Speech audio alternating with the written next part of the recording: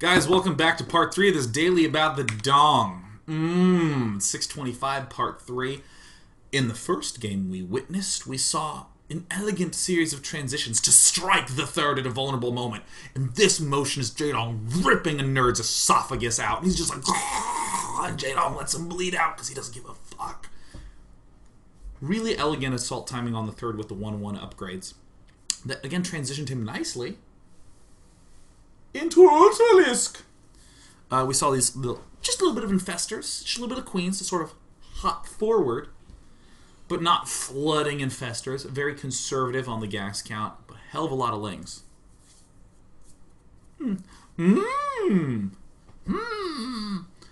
So, in game number 2, we again saw that StarCraft 2 is a game of extremes. Not an overreaction at all upon seeing Phoenixes, a mere 3 Spore Crawlers, permitting the Dong to get 5 macro hatches. Say what? Even getting up to 5 geysers. And we saw that he was able to build a lot of roaches, and the instant he detected something that was weak to lings, he was able to flood with lings because he had all the damn larvae. Here, on this third game on Star Station, we're going to yet again see how all our critical decisions that will be occurring have to deal with the thirds. Here's a map that has an incredibly wide open, assaultable third. You can F this third up, man. This is as vulnerable as the first place I tried to hide in Counter-Strike. It's bad. Okay, it's bad, man. So first is going to do a smart move. He's going to get up his Nexus so that way he can get out the units that he needs to get up his bases. The Dong is going for a hatch. Oh, hell yeah. Let's speed up this bitch. So that way we can get to the questions, the Q&A at the end. Oh, here it comes. Oh, hell yeah, another hatch going down up in this shit. Bam. Ooh. Yes, sir. Oh, Headless Man just subbed. What is up, Headless Man? Wow. Where's your horse?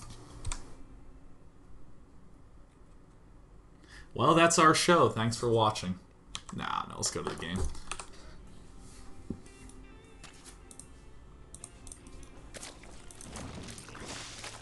That would be a really cool team if it was Headless Man and Horseman. I don't know. Who lost?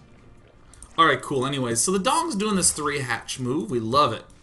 Ain't nothing wrong with it. Pair of lings at the start. Gonna pull back. 3 queens en route. When's a good time to get those geysers? 6 minutes, the standard of standards. Look up any ZvP I have ever done on Stefano, and you will see precisely what these timings are about. And believe it or not, you totally can. Once again, if you go to day9.tv, if you go there, not only will you see that the show's live right now and all the sort of things coming up here, but you can go to the archive, and you can look up Jaedong! Oh, oh, oh, oh! Oh, wait, I said Stefano, didn't I? Oh, oh! This is stupid style. MLG Championship. Oh, Roach Hydra. Oh, the Ion Squid. Oh my god, DRG. Fastest max ZvP. Wow, it's been a while. Wow. Seems we need to go retag some dailies. Don't look up Stefano. Don't look him up. There's some things missing. Maybe there isn't. Maybe I did a lot of his ZVT and ZvP. Or ZVZ. I can't remember. Whatever. Screw it. Okay. Anyways, the Dong. He's hunting. He's looking. He wonders what first is cooking. So he cannot get up his lair. He must throw down his Roach Warren there. Great, we saw him get the very fast layer last time when he saw it was up. Doesn't see it this time. Uh-oh, feeling a little concerned. Preemptively building some lings, then backing up and getting his layer. It's not going to be super optimal. It's fine. Lings taking these things out. I really feel like one should still be going to that third base, but at this point in time, Jaedong is going, okay, nothing's going on. Wait, what is it that you're doing? Are you really going for a fast third? Are you really... Oh my god, he is. What to do? Okay, so Jaedong, we're going to see. This was going down before he saw what was up. Jaedong. Why is he doing this? Well, because he got the Roach Warren up anyways. He's delaying his lair. He's not as attuned into going tech. We do have 4 geysers down already by 8 minutes. Hardly anything mined from these. You normally build these extractors when the layer is about halfway done. So they're brand new. 8 minutes. Deflam! Throwing it down. And there it is. And then upon seeing this, let's see how the Dong reacts. So here's the one circumstance in which there does not necessarily need to be Robo or Stargate tech to defend this third, but we're pretty much guaranteed at this point that first we'll be throwing down a Robo and using it.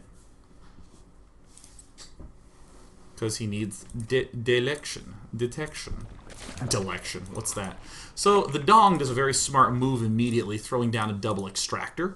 We're going to go ahead and get gas, so that way we can be up in late game mode. And now we actually see one of these circumstances in which it works nicely to both get up all the drones we need with some gas and have around 4 hatcheries.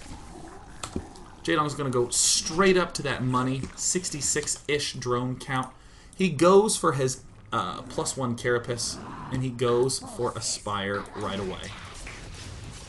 A perfect move. Why is the spire a perfect move? Because our opponent is going to be going for Robo soon enough, as our assumptions would dictate for us. He really kind of has to be getting a Robo at some point here. If he doesn't, actually, let me just, I did that in the wrong order. First, he really can't be going for a lot of Stargates. He really can't be flooding a lot of Stargates if we're going to be able to apply a lot of pressure. There are builds where you go like 1 Stargate and then build 2 more Stargates after that. There are builds where you take this expansion and go 2 Port Phoenix, but none of it is going to be coming out fast to defend this sort of base. It's going to be some sort of like counter-harassment move. Second thing, we know he's going to have to be getting Robo soon enough because that's a really core piece to this army mix for him to really be able to withstand this might really strong. If he does go for a Twilight Council, and he does go for things like Blink, what happens? Hey, Roaches become pretty good. Hey, Lings become really good. Now, he can be going Zealot Archon. That is actually quite reasonably strong. It's just an interesting and somewhat even game from the ground unit versus ground unit thing, where Zealot Archon is a lot more efficient and a lot of these more things will die. I'm going off on some crazy tangents here. So, broadly speaking, he kind of needs to be getting that Robo soon for them Colossus or them Immortals. Because if he goes for Twilight Council, we're going to fuck him up with some Ling Roach. Is that good? Oh, I'm relieved. The entire chat is assuring me they weren't listening at all. That was perfect. Wonderful. Thank you. Thank you, Seletic. Selenitic. That's basically how it's going to go. Let's see that happen in action. This spire is the hedge against that little maneuver. So cool. Oh, we see Blink going down. Oh, he thinks he's being so clever getting Blink beneath our fog of war. Look at Jaedong. He already has all the drones he needs. Jaedong getting up an expansion while all this is going on. Cool. He got these geysers. He got this base up. Flooding Roaches. Whatever will we do? We're flooding Roaches so we can hurt him too. Now that was kind of a fun, cute little thing to witness there. But what did we hear? Spire done. If he went Robo, we would start to hurt him with that. But he's not. He's going for a big gateway push. So no problem. See, we're already getting +1 carapace. And he retreats. Upon the retreat, flooding of the drones. Anytime we feel safe, we build the drones. We flood with the drones. So So, for instance, when we saw this thing go down, we flooded with the drones. When we saw that attack retreat, we flooded with the drones. And now, oh, look at Jaedong. Nice. And soon enough, he's actually going to be getting melee attack. Note that he didn't go missile attack. He went for carapace. We're going to look at that in more detail in just a bit. So he builds a lot of roaches. Oh, you know what really stinks about going for those Twilight Council techs like that? We don't really have an amazing way to deal with some of these basic ground units. So they kill all our stuff off. Now, some amazing force fields will assist in delaying this, but it's not going to be huge. So while all this is going on, let's look at a couple of things that were happening back in the base. So I'm going to pull back just a bit to around 12 minutes. Come on. There we go. Geysers immediately. Look at that money. Remember how I talked about, wow, he got very early gas 5 and 6 upon seeing this base go down. Boom, gas 5 and 6. Doesn't seem to be spending any. And yet Jaedong's rushing for more. Wow, that's interesting. Huh, I wonder what that could possibly portend. Oh, wow, look at that. He's getting melee upgrades. He's not favoring his roaches. Ah! Oh, he's got the 4 queens. He's flooding out all them hatches hard, man. He's even going to be getting another base. This is the attack. I was pausing right there. Because look, here's a drone. What do you know, Joe? It's a drone. What do you know? Ling's being flooded, conserving more gas. Come on, build it, damn it. And remember when I was looking over here and I waltzed back away? The lings are coming. So perfect. So parfait. So cool. I made a brief statement prior, and I'm really glad it came true. If our opponent tries to go for just Blink Stalker and some Gateway type mixtures, he's gonna get pooed on. We're gonna poop on him. And why these Corruptors? I want you to think about this. This is good. I'm just gonna wait and see. Why is he building Corruptors? Why is he building Corruptors?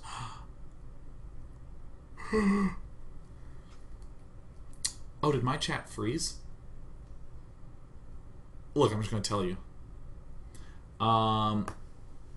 People are just typing day in chat. There we go. That'll do it. 2 Corruptors from Mothership Core. That's totally reasonable. People talking about Brub Lorbs. Alright, here we go. Here's the subtlety.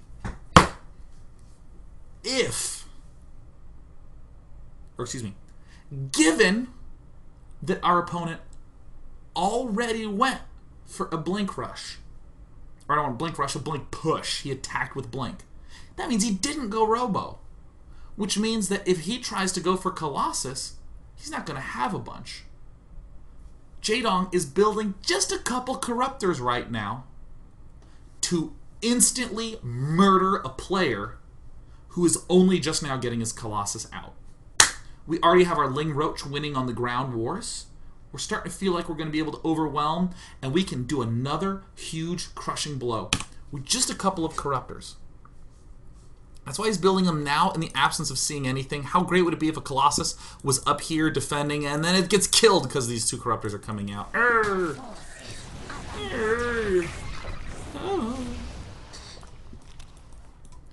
Push starts to pull back. Expansion goes down. More Lings coming out. Not transitioning into Mutalisks yet, continuing to drill on the ground, continuing to flood. Okay, we're starting to get some Corruptors. We're going to be able to deal a little bit of damage. He sends in a Scoot. He sends in another Changeling. Okay. Span's going down. Oh, look at all them rallies. Oh, how many queens do we have? Ooh, 5 queens. We even got Corruptor. Which, of course, have the added benefit of being able to deal well with, that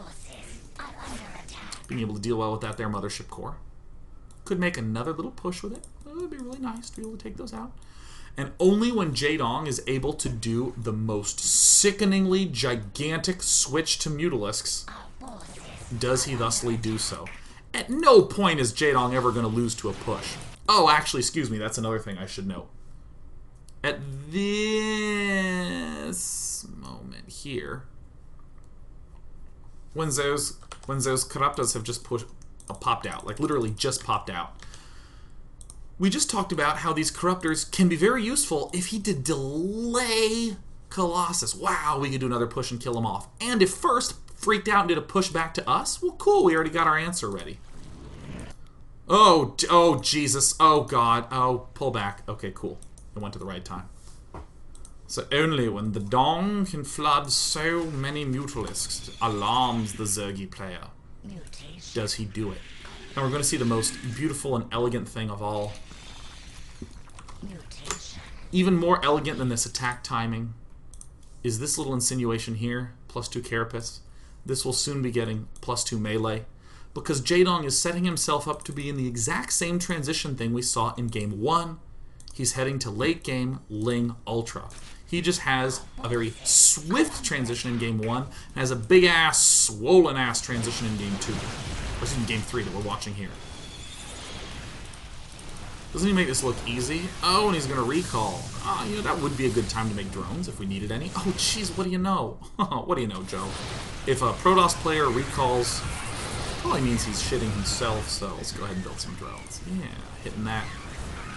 Hitting this stuff. Okay, cool. Units running up. Trying to be as annoying as possible. I think most Zerg players know the score. They know how to lose it when you get the lose it. Up. Extractors down. Zerglings flooding. Hey, what do you know, Joe? 2-2 upgrades coming up. All watchtowers held except this one, which is one of the more important ones. Oh, and this one, which doesn't really matter. So, like all good Mutaling mid-gamers, Jaedong is getting up the Baneling nest. He's going literally just lings and mutas. A time warp gets thrown down to make sure that those bits of rubble on the ground will disintegrate more slowly. Big muta transitions. Oh, look at that double robo facility. Ah, totally owned. And then I can speed it up because Jaedong is containing first. Jaedong is flooding lings. Jaedong is getting banes. Jaedong's getting other things.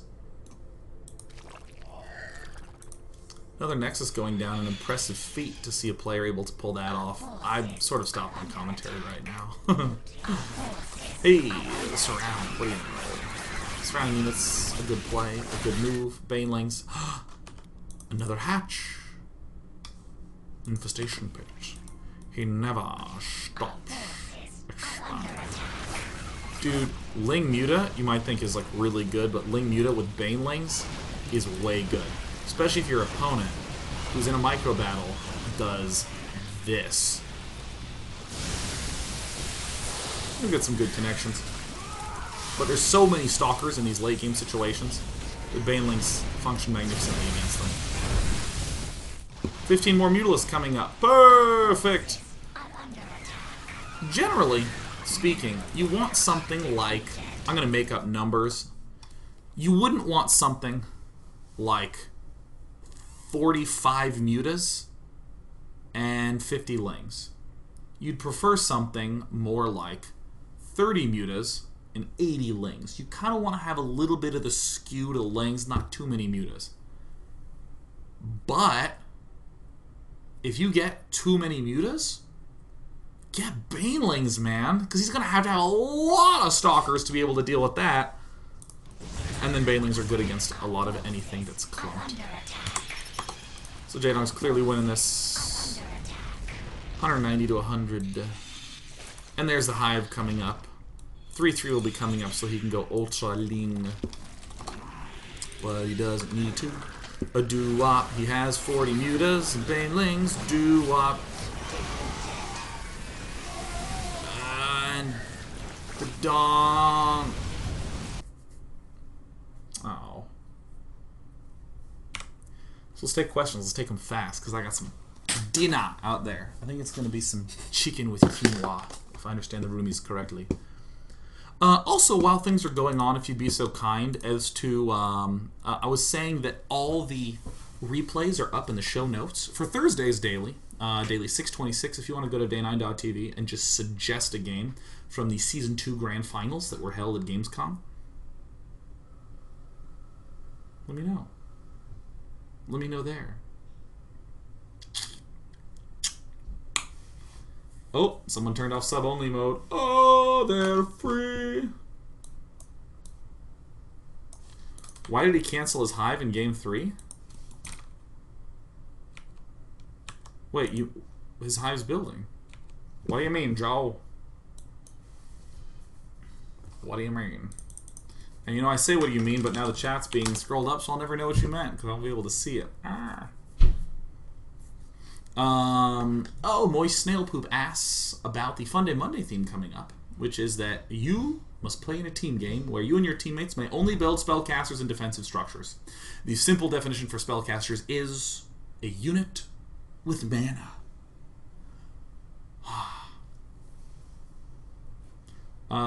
Warp prisms don't count.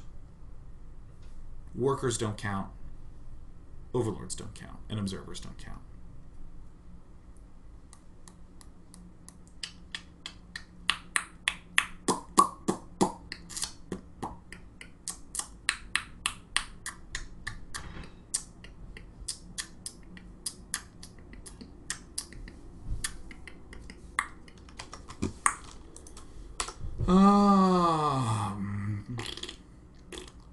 Alright, let's see here.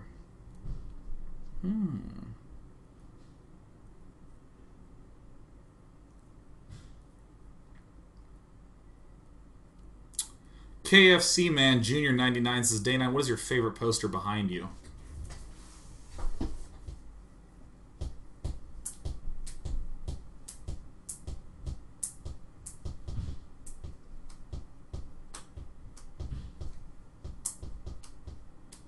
You know, I'm probably going to say it's this one right here.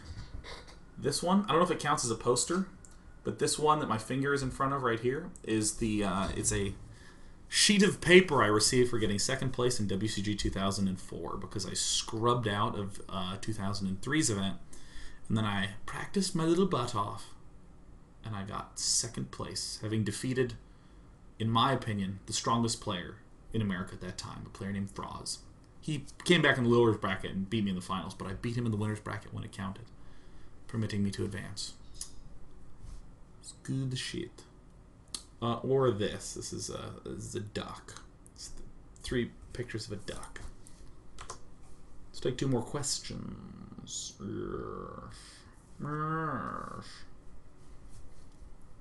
Tythor. Oh, it's Tythor from the good old subscriber-a-thon that happened on Friday. As a Protoss player attempting to expand to a 3rd, I often find that I fall to the aggressive ling pushes. Is there any way to expand safely in most maps? It comes down a lot to building placement, like a huge amount to building placement. For reference, I strongly recommend looking at Stardust's play in ZvP. He has some amazing placements at the 3rd. I mean, just in general, having like the pylon touch the nexus in odd ways to allow you to like artificially create chokes around it is great. Because once you have that pylon done, and just 3 or so warp gates, you should be in fine shape while it's warping in. Counterintuitively, the earlier you can get your 3rd started, the better, because then it turns into a giant fucking cannon. Also, another tool that helps a lot is to build just 1 early stalker and to be pretty active with it. To be poking forward, getting a sense of what he's doing so you can identify if he's doing that early ling push. If you start to get the sense that he might be, such as he's low on his drone count at his 3rd. Maybe he doesn't have a 3rd. Maybe you see a lot of lings. Just start doing extra warp-ins of zealots and sentries back home.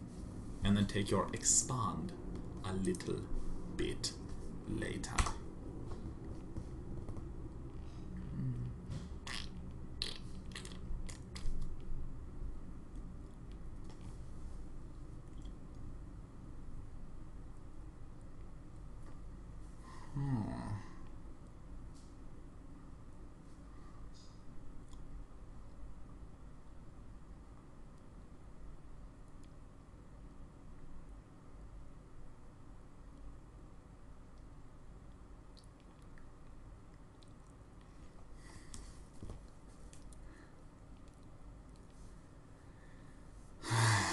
Let's see here. I need one more good question.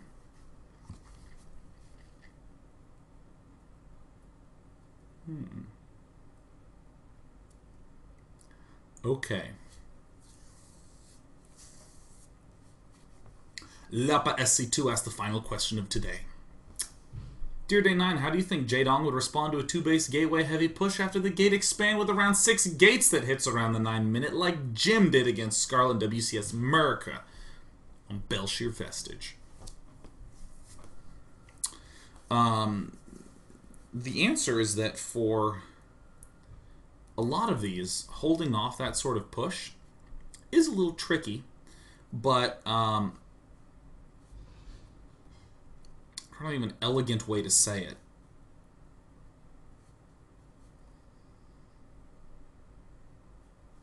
Ignore the Jaedong games and what happened in them. Think of any ZvP opening you would.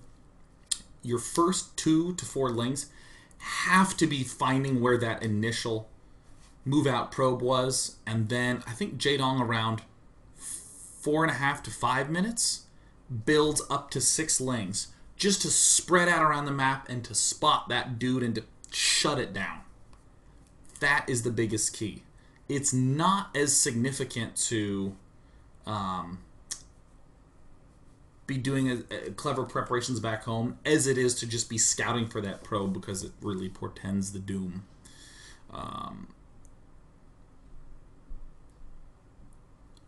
Simple things like doing lots of upgrades for lings or getting a Roach Warren early.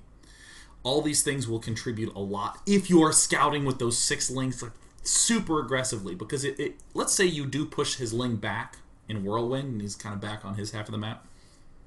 When he starts moving out and you see his units moving out, then you can begin building units and responding. But Jaedong's already getting a macro hatch at 8 minutes to deal with this, so that's really the other big building key. And that's it. Done. See you tomorrow for SC2L. See you Friday for Half-Life 2. See you Monday for Fun Day Monday. And see you Thursday for any daily topic you want. Send it over to day9.tv on that post. Bye, guys.